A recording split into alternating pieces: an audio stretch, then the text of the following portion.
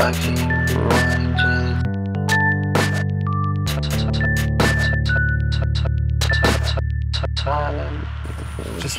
what I realized was since January it became an obsession, very interested in ayahuasca because I'd been researching for so long, and something in me realized that I was creating all that information into kind of more abstractions. I was making it too complicated in my head.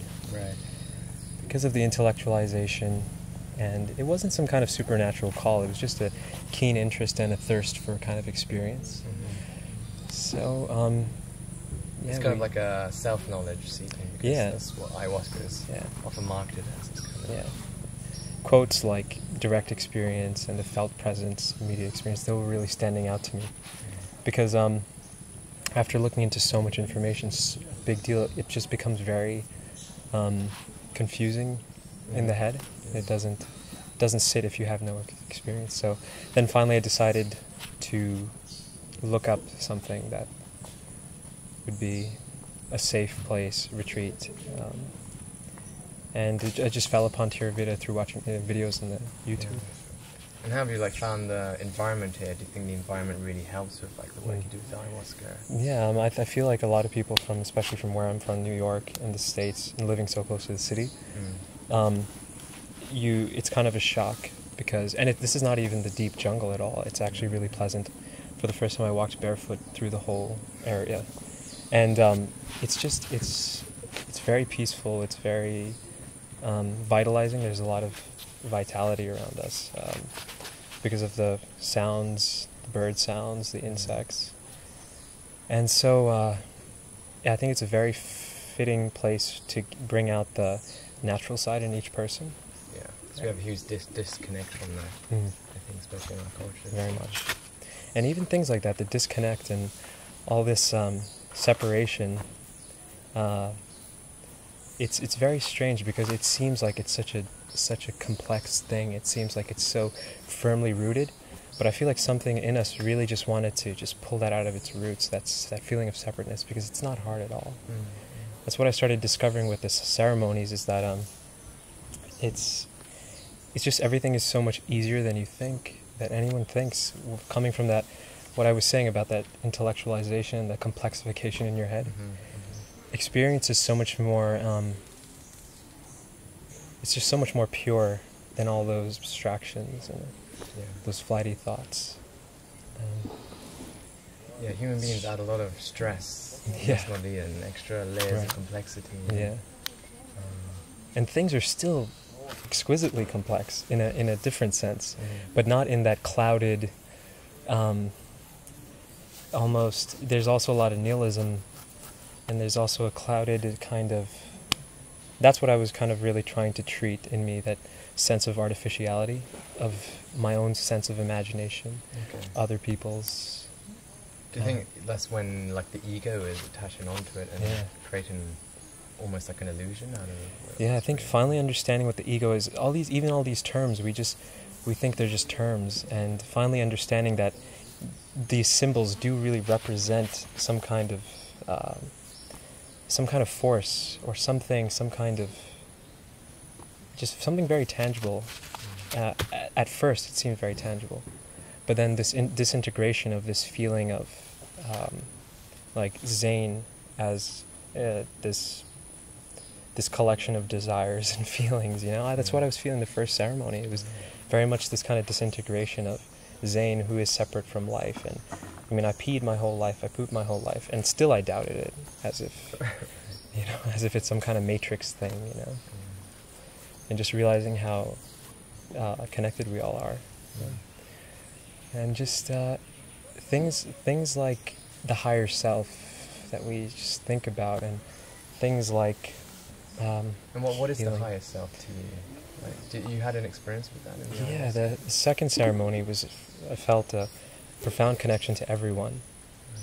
And this is what I keep going through, that it's all real, and this connection. When we first started the ceremony, I was very smiley, very happy, just for some reason. And after getting into that state, I kind of knew everybody would be in a similar place. Just, not that I'm defining it, but just that kind of elevated space. So the higher self, I think, It's so hard. I don't even want to define it because I feel You like might make it something it's not. yeah, all I can just describe the feeling after of just even now just being at a different state of consciousness than the one before. It's just a more peaceful version of the self that you've always been with. And I kept saying, I think to all of you, even you, that I felt like Maya, what I've learned about the illusion, was just kind of lifting. And there's always more veils to be lifted.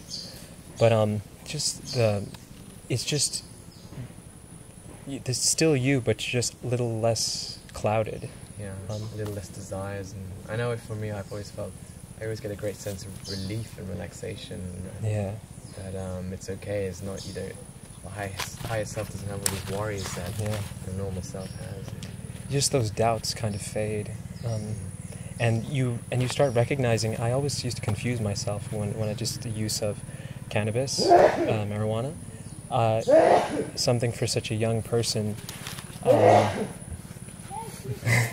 He projects. For a young person, you start confusing your dark side as your real side. You start getting scared. I got very scared that this was me, that this doubt and paranoia in people, in things. But the really great thing about the higher self is that doubt gets, love always trumps over it somehow. And what I meant by the veils being lifted off of Maya itself is that just things seemed less malicious to me. Not malicious at all, actually. Hollywood movies and all these conspiracy theories we hear, I just started realizing that these are all parts of the mind that we put up, and these are projections that we kind of push onto these things for our own protection, because in reality our hearts can be very open and we can take in a lot. And it's just, the dark side really is just a defense mechanism. And it's okay that it's me, and it's okay that it comes and it pulls me away from people, it pulls me away from a certain situation, because maybe that's what I need.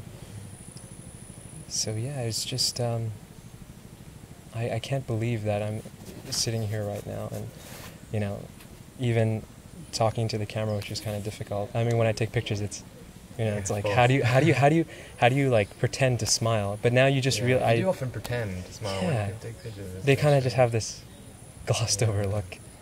And then just smiling because you're just thinking how this might impact other people, or how it's just letting out this inner smile is kind of easier sometimes. But you shouldn't force it if you don't have to, though. Yeah. And the one other thing is just the connection to people in general. It's just, I didn't think that you could feel people, I just didn't think you could really. It's just, I can't believe that humans are so interconnected. Right, we're sort of picking up on things. I think we're the closest counterparts to life, so we can interact the way I'm just kind of spewing sounds at you and you're getting it, and just like the touch. The language is just one part of it. That's just you're given so many layers that we're not aware of, we can't see, and it's just you can feel that. Just profound, it's just on an emotional level, I feel like light is interacting. It feels like it's I mention a lot of times like almost telepathic thing going on sometimes. But I feel like we're the closest piece of life, and how we've been all put together to be able to interact and feel one another, and and that's another sense I got, is that we really are important to life. Just the pleasure we can give to an animal, how we scratch its ear, the way we can propagate plants, and just being a conduit for energy itself. And so some ceremonies, it just felt like I was really doing some great, not work for the world, for Pachamama, but just kind of like really fulfilling my role, as a human mirror, or as a human, I don't know, it's kind of hard to explain. Is it just your attention enough? The intention before ceremony? Oh, no, like, your intentions of when you're channeling something, and you're just sending out good intentions. I think in that moment, when all this information is being channeled through you, I often felt like, especially in the first night when I was receiving information somehow, that life itself would just start getting on its tippy toes, and like the grass and everything was squirming, as if they were like, you almost got it. And I think in that moment, it really is okay to have intention and just just let the energy pass through you and become a mirror for the life itself. Just let life see itself. Like I always thought when I became aware of my cells and even the atoms just through science, material science, it's just that I felt like they were so happy, you know, because it's like acknowledging life. And then I think you must root yourself in a material world, and you know, like we were talking about the Maloka, cutting down on consumption and treating each other properly. Yeah, it's very important to be aware of that side of life as well. Yeah, being very grounded. So yeah, it's just, yeah, if we're too much out there, we might not be aware of what we're doing. We let go of our tangibility. Yeah. But yeah, that's the main message. That it's, Miguel said something really nice. He said it just really is a choice. You can kind of just choose to be in a better place, and it really is that easy. That people can be loving, and people are loving, and there is a connection between people and life itself. So. Yeah. Do you think people coming here from our cultures, they would receive, you know, taking ayahuasca, it's an important lesson for them to learn these principles? Yeah, people might doubt and think it's an easy route. They might. I think it's incredibly difficult, and to actually make the intention and drink down every part of it, the taste, and then going through the release. Seems like it was set up so that it was intentionally difficult, so that it shows our willingness. To, like, I feel like that's the dosage thing to me. I feel like the more cups you have is just how much intention you have, and just taking that second glass is like, okay, I'm going to go through that pain of a second intense. Yeah, because it tastes worse when you're in the ayahuasca. You're more in tune with tastes and. Oh yeah. It's incredibly and.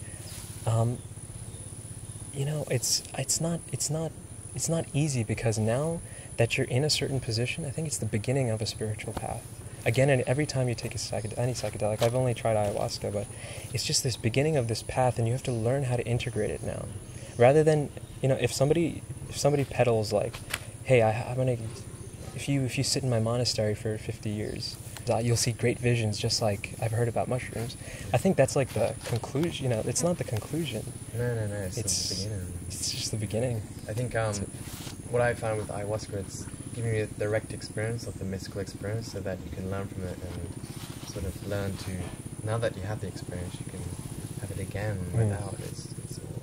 Yeah. It's all there.